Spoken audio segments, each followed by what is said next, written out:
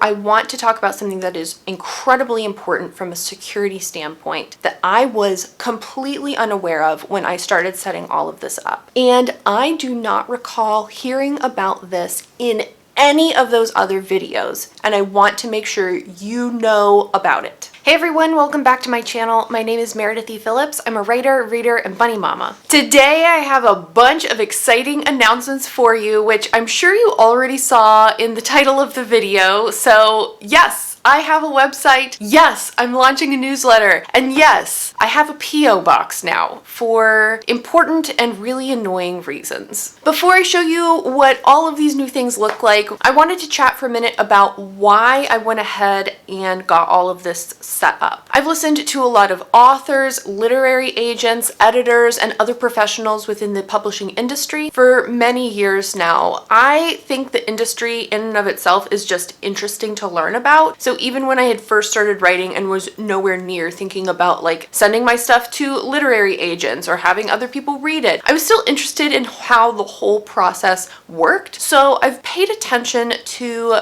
all these different types of people for quite a few years now. And for a lot of things, there are differing opinions. You'll get some people who say you have to have a social media presence, you need to have a big following. You'll have other people who say they do not care at all whether you're on any social media whatsoever. Some people will tell you you've got to have connections within the industry already or you're going to go nowhere. Some people say you just need writing talent and maybe some persistence. But there are two things that I have seen over and over and over again that pretty much it seems like everyone agrees upon that you need to have as an aspiring author. And those two things are a website and a mailing list. I have heard this piece of advice from pretty much anyone from the writers and authors themselves all the way up to like the top editors at big publishing companies. I don't think I've ever heard anyone say that those are bad things or you shouldn't bother with them. And this is true for any side of the publishing industry, whether that is traditional publishing or self-publishing. So why are these two things so universally recommended? Let's start with websites. A website for a writer is a single location where people can get information about you and links to anywhere else that you may be found around the internet. So they can get updates on the projects you're working on, they can get links to your Twitter or your Instagram profiles. Of course, you would have information on your website about where your books could be purchased, if you've been featured in newspapers or won awards or anything like that. All of that information can be found in one place on your website, so no one has to be hunting it down across various platforms. It also allows you to show that you take your craft seriously. If you've taken the time to set up a website, no matter how big and expansive or relatively small and simple it might be, that shows that you're committed, at least to some level, to the craft. And especially for people who are traditionally publishing and you're sending out query letters and agents might be looking you up online, it's important to make sure that they know that you're serious about what you're doing. I'm going to link below a video from Bookend's literary agency. I've followed them for quite a while now. They represent quite a few best-selling authors. And in the video, they talk about social media in general, but right at the beginning of the video, the first like 2 or 3 minutes, they talk specifically about websites and why those are so important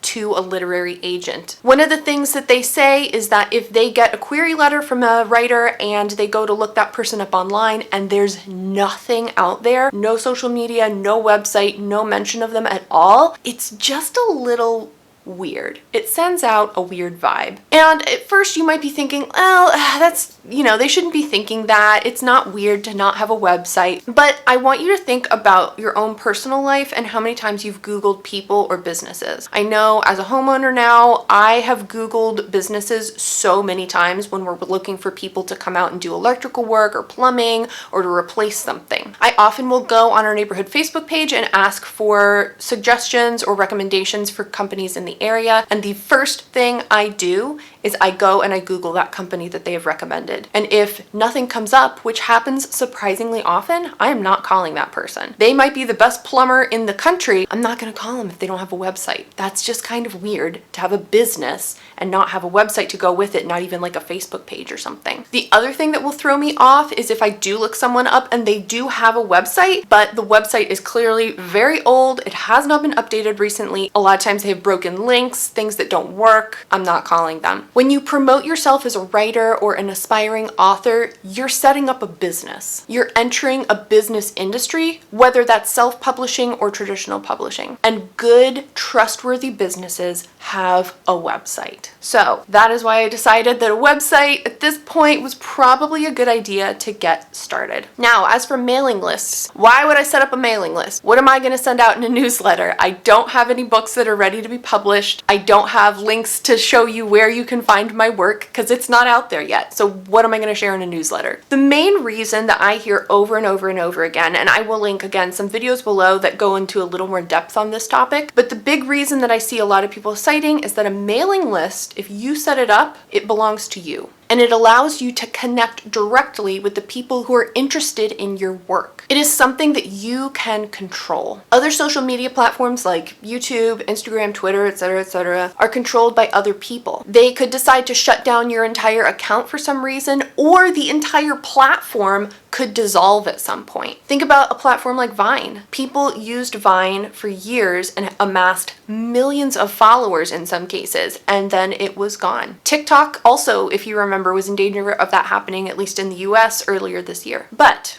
if you have a mailing list with people's specific personal email addresses, you will be able to contact them in the event that some other platform shuts down. And I know it's weird to think like, when would YouTube ever shut down? When would Instagram ever shut down? But you don't know. It doesn't seem likely, but you really don't know for 100% certain. And it's important to be able to stay in touch with and connect with the people who follow you and are interested in your work. And of course, if you're an author who actually has books and materials out there for purchase, your mailing list is a great way to market to the people who have said specifically, I am interested in your work. So for all of those reasons, I decided to go ahead and take the plunge and set up a website and a mailing list. The first step for me was to set up the website. I looked at Wix and I looked at Squarespace, and in the end I decided to go with Wix. You can use Wix for free, so if you're interested in doing this and you do not want or don't have this money to spend, you can set up a website there totally free. However, if you do that, the website address for you is going to look something like this, which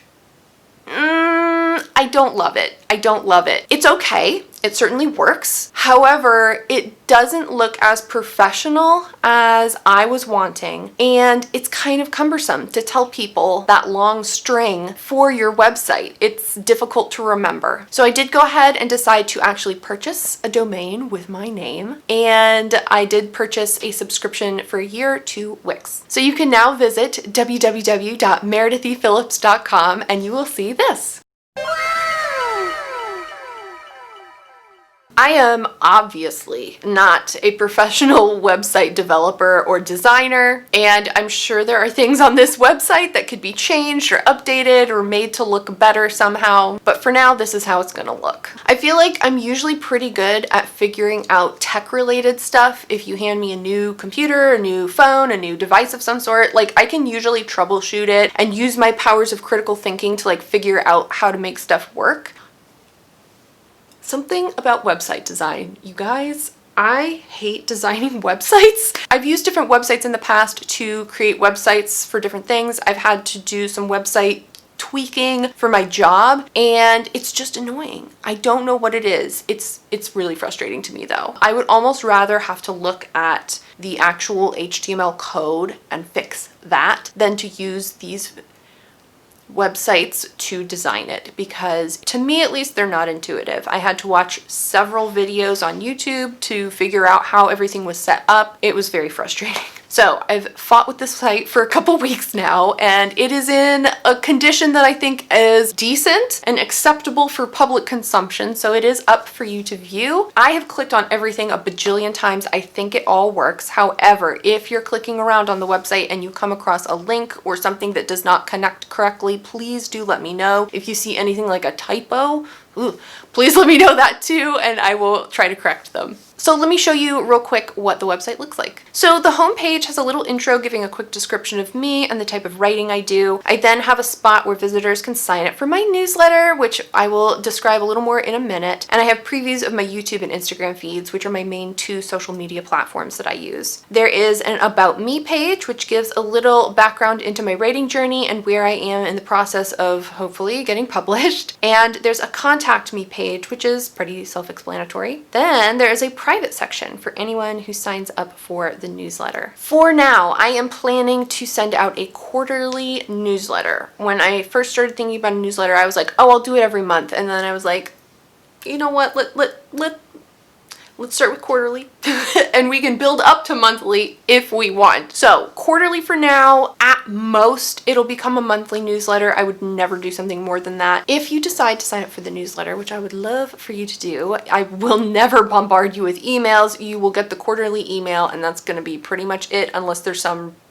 really special announcement that I need to make, but that'll be it for the newsletter. The newsletter is going to include some updates on my progress and what I'm currently working on. I will share book recommendations with you, and I also want to share different writing resources or other people around the internet on different platforms that have encouraged or inspired me. Here on YouTube, I can't just make a video where I'm like, hey, have you seen this person's Instagram feed? Like, that's not a whole video. So I would love to be able to highlight some people within the community who are producing really great content and drive you to their pages. The other thing that I would like to include in the newsletter is an exclusive video every quarter that you will only get access to if you sign up for the newsletter. And just to let you know, the exclusive video for this first quarter is going to be a video describing how I use iMovie and other editing platforms to edit my videos. I've been asked for this a couple different times by different people, and it's a video I'd love to share with you, but I don't feel like it fits with stuff on my regular upload stuff. So that is going to be the video that you get if you sign up for the newsletter. When you initially sign up for the newsletter, you will also get access to not one, not two, but 3 different Excel sheets that you can use to help you plan and keep track of any social media platforms you are using. I'll get into that in just a second, but if you want to sign up for the newsletter, all you have to do is click over to my website, which is linked in the description, put in your name and email address into the box on the home page, and you will receive a welcome email that gives you the password to get you into the members only section. From there, you can download the 3 different Excel sheets and take a look at them and hopefully start using them. You will also get access to a quick video tutorial showing you how the sheets are set up, as well as how you can customize them to make them better for you personally to use. The first download is a content calendar. If you have a social media presence and you're trying to be consistent and produce good content,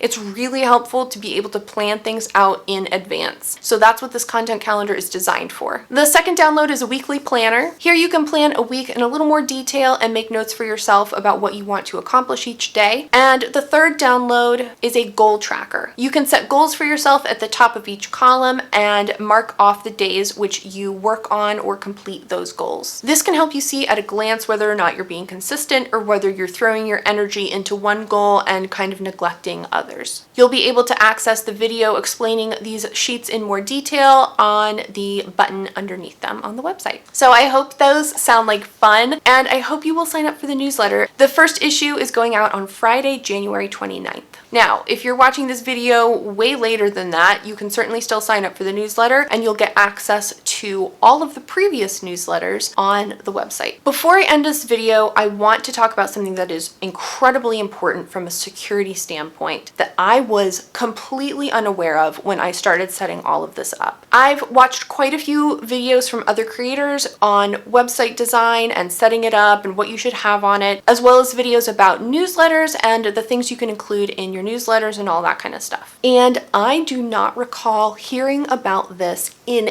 any of those other videos, and I want to make sure you know about it. So after I'd gotten my website set up, I decided to go with MailChimp to set up the actual newsletter and the mailing list stuff. There's a ton of different newsletter and mailing list platforms out there. Choose what you want. There's pros and cons to each. So I got the account set up, I tediously connected it to the website, and I started doing some test emails with it. The first one came through just like it should. Everything looked good. And then I scrolled to the bottom of the email where you can see like a little footer section, and I found something kind of scary. And it was my physical home address. Yes, MailChimp was sending out my physical home address to anyone who signed up for my newsletter. This was not good. I went back into my account and I was able to find a section where you could delete that from the newsletter. And I thought all my problems were solved, but they were not. I went through some more testing and I was clicking on every possible link that anyone might click on, and I found on several pages my home address showing up very clearly, very much in the middle of everything. Now, there were a few of these places where you could go into the settings on MailChimp and delete them. However, a lot of the places that address was hard coded into it. You could not delete it. You could not change it. I started digging around because I thought this cannot be